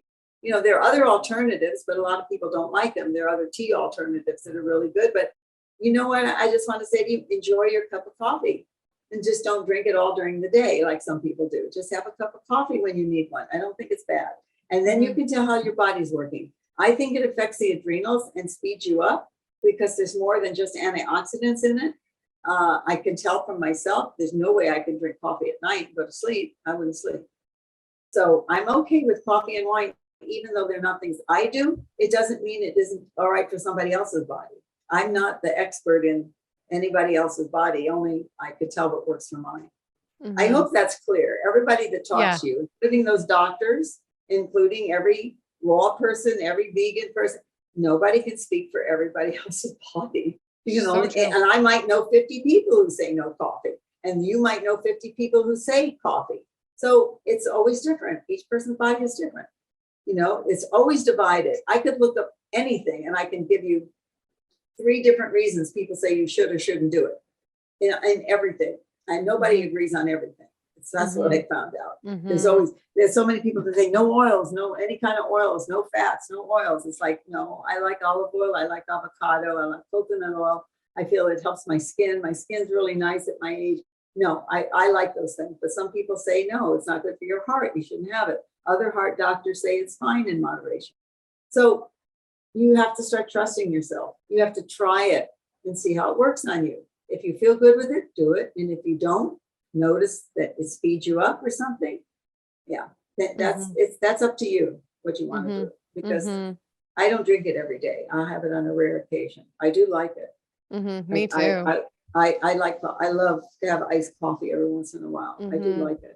But you know, it's everybody's body. But I can't do it often. You know, it's not something I can do all the time. Me too. Maybe you can. Maybe your body's used to coffee. And a lot of people say it's good. I know that. A lot of people say coffee is good for you, and other people say it's not. So, like I say, it's just if your adrenals get pumped up and you get that energy, that anxiety energy or something from your coffee, it speeds you up. That's why most people drink it in the morning, because they feel like it gives them a lift. So that's not what you should be looking for in the coffee. You know, you should enjoy it. But if it does that to you, I'm not sure that that's the best way to go. True. And then it's like what goes up must come down too, right? So you have to deal with the come down. So that's not so I'm fun. a green tea drinker, and I like herbal teas, and green tea, I drink green herbal tea. They do have a little caffeine in it, but not much. And I think I wrote a tea book. I think teas are extremely healthy. They're full of antioxidants. They're full of nutrients.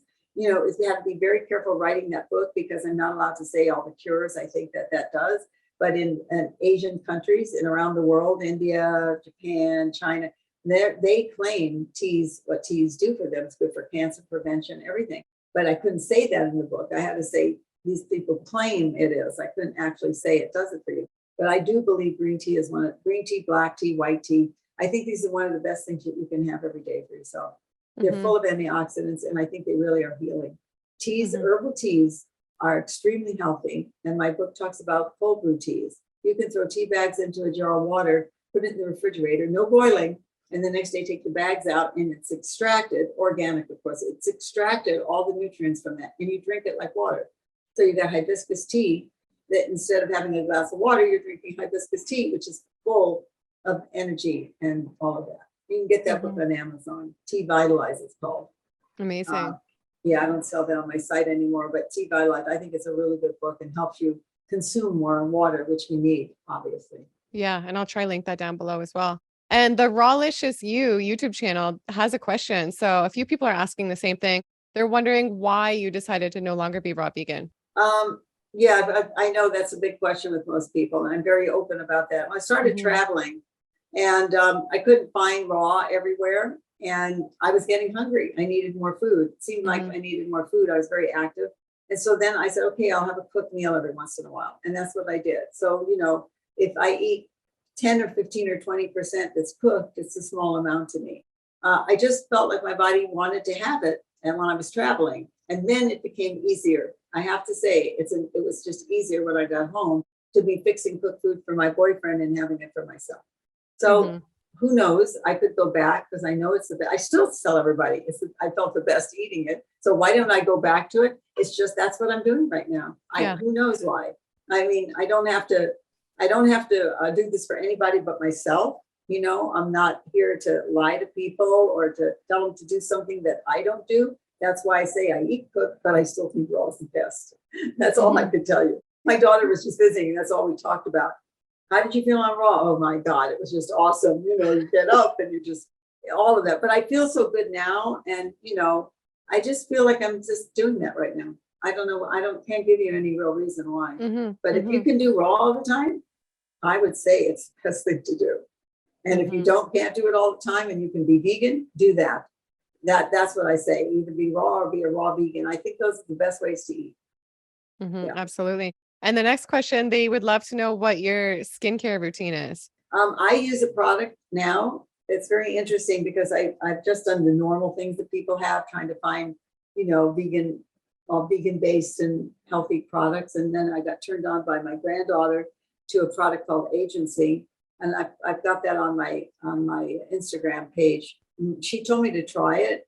They have a free sample. You just pay $4.95 for shipping in the United States. And I tried it and it was like, my skin was getting a little dull and my pores were getting a little larger. And I was doing the same thing, basically the way I took care of my skin, but that was happening. And I thought, well, I am getting older. Maybe I need to try something else. So I tried using this Agency and I love it. It's been really good for my skin. I've been using it actually for a year now. And I wash my face with their product and then I put this on at night and then I wear sunscreen every day. That's all I do. I just put that product on once a day. I wash my face twice a day and I put sunscreen on in the morning after I wash in the shower and wash my face. And then I put sunscreen on every day. That's all I do. I've really never done much and I don't really wear much makeup. I might do a little eyeliner sometime or something, or sometimes when it's hot out, I'll wear a little lipstick to protect my lips, but I don't really do much to my skin. I don't abuse it, just keeping it clean. And I do a salt rub every once in a while. I'll try to do a cleanser. And I was just thinking, when I go back home, maybe next week, I'm going to try to find somebody and get a facial. I think they're nice to get. If you can get facials, I think they're good for you because you need to get your skin cleaned out. Everything builds up. All the oils build up you put on your skin. Even when you wash it, sometimes you can't get everything out. And they have little machines that suck all that stuff out of your skin. So I haven't done a facial in a long time, but I think they're good. I see women who have facials all the time. Their skin looks awesome. Amazing. And, I'm not 25 anymore. My skin's not going to be perfect. So I don't want to mess with it too much, but this Agency has worked really great for me. Great. Amazing. I like that product. I like that product very much. I'm going to continue using it until, I don't know, it's been a year. I'm very happy with it. Good. And the next question, they're wondering, have you noticed a difference in blood types and how they respond with longevity with raw vegan or raw vegan life over the years? For example, I'd love to know if there are any raw vegans with A blood types over 70, 80, and so on. Thank you. I don't know the answer to that. Yeah. I've never researched that and I don't know the answer. I don't know if you can find it online somewhere, but I don't know. Yeah, some raw vegans live longer. Like I say, it's a combination of things. Someone could be a raw vegan and then do other things, not exercise. I'm not sure that's so good. I think you have to do it all. So it's really hard to say that one person's blood type is one way because they did something. I don't know how they would research that. I know I have the blood type O and they say you're supposed to eat like a heavy meat diet. So before I went raw vegan, I tried that and I would like my friends would come over for dinner. I would be like, this is your dinner. And it was like a huge prime rib. And it absolutely did not work for me at all. So I think that's what is O the common one. Oh, I think I'm O. Yeah, I'm O. So I think I am, but I mean, I really don't know because blood type is one thing, but like I say, there are other things. There's cells, there's attitude, there's other things that change things in your body. I know it's a blood type, but I'm really not sure that all this blood type stuff works for today's world because, one person can have a certain blood type and exercise and the other one doesn't. Got to affect you in some way, right? I mean, it's got to be a difference. I don't think they spend enough research on this. Yeah, I don't think raw vegan stuff has been researched enough. They're not putting money into that. True. I don't think researched enough that we are going to be able to find anything in that until they start spending money on this particular thing. Not eating meat. Do you live longer? Can you live longer with life? No researchers are doing anything like that. I don't think we're going to find anything. This person who asked it probably looked it up and couldn't find it. I don't think they spend money on researching our raw diet. True. They don't. And the next question, they're wondering what you feel about corn on a raw vegan diet. Well, not on a raw vegan diet. I did buy raw corn, organic, when I found it, and I made corn chips with it. And I actually ate raw corn. I don't cook it. I ate raw corn. I still eat raw corn. But I don't, most corn is GMO. You have to be very careful. Make sure you get organic. I don't see anything wrong with eating raw corn. I ate it. I make chips with it. You could certainly use it in anything. You can throw it in the salad, cut off the cob and throw it in the salad. I think it's good. It was for me. I did eat corn all the time I was raw. But don't eat regular corn. It's so messed up. It really is. Okay. And the next question, they said, my question is how to gain weight with raw vegan. They said they're stuck at 48 kilograms. Well, most people would think you're lucky. I know it's not good. I do have people say that. Well, first of all, there's very little calories in a lot of raw food. If you're eating a lot of salads and stuff and juicing and stuff, and you look up the calorie, it's very low. You have to keep your calorie count up. And I think that eating things with avocado in it and making things with a little coconut oil, I think you can keep your calories up with that kind of thing. Look and see seeds and nuts, you make sure if you're not gaining weight just for the week, write down your calorie count. See if you're getting enough I'm not a calorie person, but if you're underweight, you need to see if you're getting enough nutrients in the calorie wise. So look that up and see. Keep a record of what you eat and then look at the calorie count in that and see if you're getting enough calories. I would say that's the reason that you're not, that your weight is low or dropping. A lot of people's weight drops because they realize you eat a big salad and there's hardly any calories in it. You might need more calories. That would be my recommendation. Yeah, great answer. And Trudy said, has your energy depleted now that you're 83? Do you need to add more vitamins or minerals to your diet? I feel not. Yeah. I feel good. I feel really good. I think it's been fine. I don't really see that much difference. It's hard for me to tell because I think I've aged in the last year. Physically for myself, I see that. And I think, it's probably because I'm not doing the juice every day. It's hard to tell what it is. It could be I'm just 84, it could be just my age. I have no way of now telling if the raw food diet is any different. I'm full of energy. I still feel great. I mean, I started a new career this last year. I really haven't stopped doing anything I do. I'm running around. I'm doing pretty much the same thing. I don't know if anything that is a change because I'm older or because it's just, that I'm not eating all raw food. I'm eating enough raw food that I don't think it matters. I eat enough raw food every day. It's not like I'm eating all cooked food. I'm eating a good raw food diet every day. I'm just eating some cooked food. That's what I want people to understand. It's not like I've gone into just a vegan diet. I'm still eating raw with some cooked. I'm just not dehydrating as many things as I did before. I've cut back some of the stuff that took a lot of time. That's what I've changed. So I'm still eating it, but I wish there would be somebody doing some research on us. This would be great to find out, wouldn't it? Yeah. Then you can really know, but I really can't say it.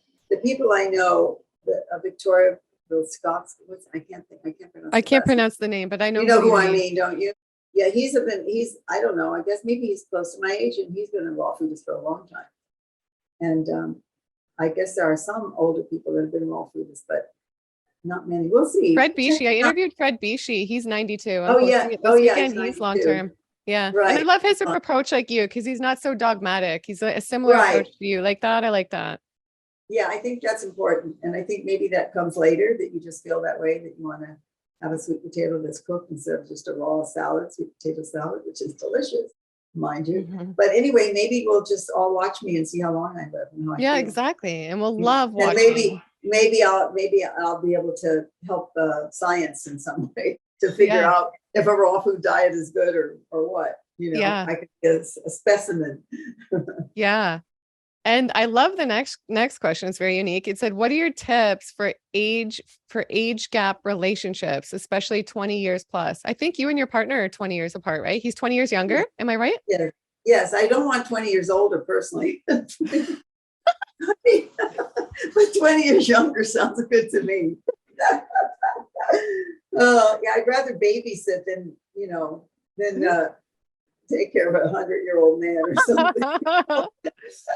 No, I don't think I know a lot of age gaps. My son is in an age gap. She's 20 years younger than him. It's usually the man who has someone 20 years younger, not the woman who is 20 years younger. We've been together 20 years. No age gap. I feel totally, so does he. There's never been a feeling of an age gap in there at all, in any way. So I don't think it matters. It's not the number. It really is not the number. It's this. It's how you feel. It's how you are. It's not the number. So don't worry about that. Yeah. Okay. And just a couple more questions. The one question is, I used to have really thick hair But since I've become vegan, it's become really thin. Why do you think this is? I wish I could say because I have the same thing, and I don't think it has anything to do with that. I really don't think it's that we're not sufficient. But if you need to take any biotin or something that's good for your hair, a capsule that's a vegan capsule, go ahead and do that. I would say try that and see if that works for you, because it does for some people. As you age, sometimes your hair thins anyway. Anytime I'm in a beauty salon, they go, "Oh my God, you got marvelous hair," and I think it's much thinner than it used to be. And I don't think it has anything to do with my diet, because I'm still eating everything healthy that I could possibly eat. And my nails are like, so strong, it's unbelievable. So I'm not sure, but you could take a biotin today. That's really, there's collagen or biotin as a vegan. You could take those for your hair. If you're feeling that your hair is thin, and do what I said about brushing it and massaging your scalp is good, but brush that oil out of your hair to the ends of your hair. And brush your hair every day. Don't just do this that I used to do. Just brush your hair every day. You could do that, but you have to brush it first and brush it really good in your scalp and all the way down. Try that. I think you're going to really find it's an amazing situation. Within a month, you're going to see your hair looks and feels totally different. The texture is everything is different when you do that. When your own natural oils come through your hair, it's really a great thing. Amazing. Yeah, you're going to love that. It's really great. And the next question, they said, if I want to go raw vegan but want warmed foods, do I have to buy a dehydrator, or can I use my oven on a low temperature? Yes, I cooked on the low temperature. You have to know it. Be careful and touch it. And when it's like a baby bottle, it's good. I drink warm tea, hot tea. I don't put my tea bag in and boil it. I use the hot water and then put the tea bag in when it's done. I warm soups. I've always warmed food, even raw. I keep it raw, but I have always warmed my foods. You just have to watch the temperature. You don't have to buy a dehydrator. You can warm it in your oven. Okay. And someone wants to know, how do you get on in the wintertime? They like warmed foods in the winter. Same thing. I make juice soups. I'll juice my juice and then I'll warm it and make it like a soup. Sometimes I put shaved vegetables in it. I love juice soup. I think that's a really good thing, and you can warm it. I love soups, and I think you can warm your soups. And if you have a dehydrator, then you can dehydrate all your vegetables and throw them in the soup and have a warm soup. Warm your teas. There's plenty, and spices are really good in cold weather. There are lots of cinnamon and ginger, all those spices that warm your body up. Those are good things to put into your food. Great points. Yeah. And the next question, they said, how can a teenage girl get the nutrients needed to develop a healthy mind and body when choosing to go vegan? My granddaughter has decided this, but eats a lot of GMO substitutes like meat patties and other bagels, bad carbs as fillers. Well, Grandma, you're right. Those aren't helpful. Vegan diet is fine. Nuts and seeds, you get juices, you're getting more nutrients than you do in a regular diet when you eat a vegan diet. But you can't eat a lot of processed vegan food. You can eat that on occasion. And I know it's very easy for kids to say, oh God, I could have a burger. They're trying to stick as close to a regular diet that they used to eat, but they can't be eating all that GMO foods. That's one thing. But you can do it very easily. All the nutrients you need, and even better than a regular diet, because raw food has the most nutrients in it. So she needs to eat more salad, she needs to juice, and she needs to make her own little vegan patties out of vegetables. You can do that. Don't have to eat the Beyond Beef or the other Impossible burgers. You can have that once in a while, but you really should not be buying all the processed GMO foods. But don't worry about it if she's on a vegan diet, if she can be on a healthy vegan diet. Give her my book. It's a healthy vegan diet. So that would be a good thing. Get her something instead of trying to tell her. Get her a book that explains that you've got to eat the other way. That would be a good thing for you to give to her. Absolutely. Well, this has been incredible. Thank you so much for coming back on. It's always fun to talk to you. It's amazing. I've always enjoyed it, and I'm happy to answer questions, and I appreciate that you have me on. Yeah, I love it. I'll link everything below. So if you could let everybody know where they can find you. And then if you feel called to end off to the audience with any words, then please absolutely do so now.